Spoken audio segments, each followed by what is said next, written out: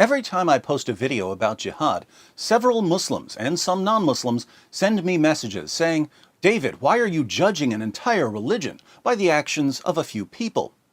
These messages are confusing because nowhere have I ever said, look, some Muslims carried out a terrorist attack, therefore Islam promotes terrorism. Instead, I go through Islam's most trusted sources, showing that Muhammad's teachings promote jihad. So I'm not judging Islam by the actions of a few Muslims, I'm explaining what it teaches.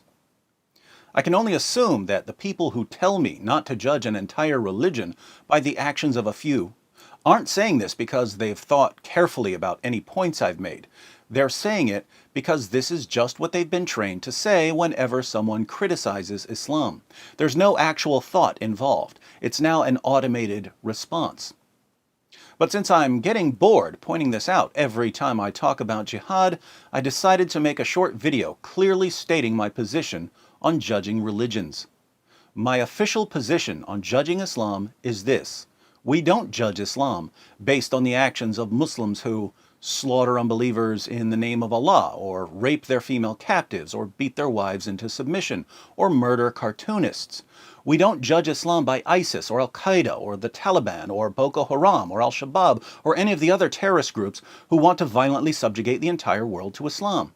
Instead, we judge Islam based on the teachings and example of Muhammad, a man who A. was convinced at one point that he was demon-possessed, B. tried repeatedly to commit suicide, C. admittedly delivered revelations from the devil, D. complained that he was a victim of a magic spell that gave him delusional thoughts and false beliefs, E. supported his religion by robbing people, F. started a war with Mecca when he had a chance to live in peace in Medina, G. had people assassinated for criticizing his religion, H. beheaded hundreds of Jews for trying to defend themselves once they realized he was eliminating them, I. ordered his followers to execute anyone who leaves his religion, J. commanded his followers to violently subjugate the entire world, K. tortured people for money, L. bought, sold, owned, and traded black African slaves, M. called Ethiopians raisin heads and claimed that Satan looks like a black man, N. had sex with a 9-year-old girl, O. had at least 9 wives at one time even though his own revelations only allowed 4,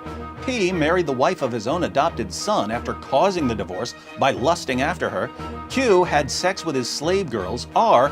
broke the promise he made to his wives that he would stop having sex with his slave girls after he got caught with a slave girl in the bed of his wife Hafsa, S. allowed his followers to rape their female captives, T. took the most beautiful captives back to his own tent, U. told his followers they could beat their wives into submission, V. declared that women are stupid and that their testimony is unreliable, W. promoted idolatrous pagan practices like kissing the black stone and bowing down to the Kaaba, X. repeated stories based on forgeries and passed them off as revelations from God, Y. portrayed God as deceptive and Jesus as a complete failure, and Z. has kept more people from knowing the true God than any other false prophet in history.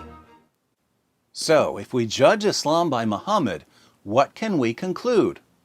Worst religion ever.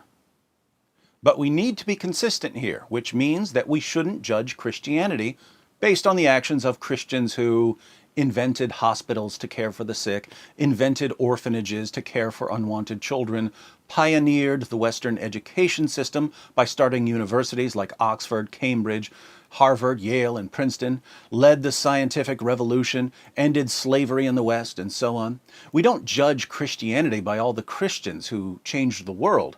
We judge Christianity by the teachings and example of Jesus, who A. created the universe, B. sustains the universe in existence, C. laid aside his glory so that he could enter creation as a human being to suffer for our sake, D. as to his human nature was born of a virgin, E. fulfilled dozens of Old Testament prophecies, F. miraculously fed thousands of people on more than one occasion, G. walked on water, H. could calm storms by speaking, I. healed the sick, J. cleansed the lepers, K. cast out demons, L. raised the dead, M. made the lame walk, N. gave sight to the blind, O. gave hearing to the deaf, P gave hope to the oppressed. Q confronted and rebuked their oppressors. R broke down the barriers that kept people divided by race, class, and gender.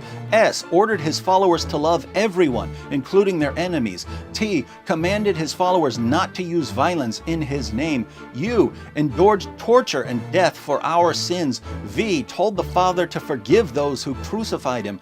W rose from the dead. X gives us his righteousness so that we can know God. Y intercedes with the Father on our behalf. And Z will eventually judge the entire world. So, if we judge Christianity by Jesus, what can we conclude? Best message ever. To all the Muslims who sent me messages pointing out that we shouldn't judge Islam by the actions of Muslims, thank you for the comments. I agree with you completely. We don't judge religions by their adherents. We judge religions by their central figures and teachings. But now that we've judged Islam and Christianity by the teachings and example of Muhammad and Jesus, respectively, how's that working out for you?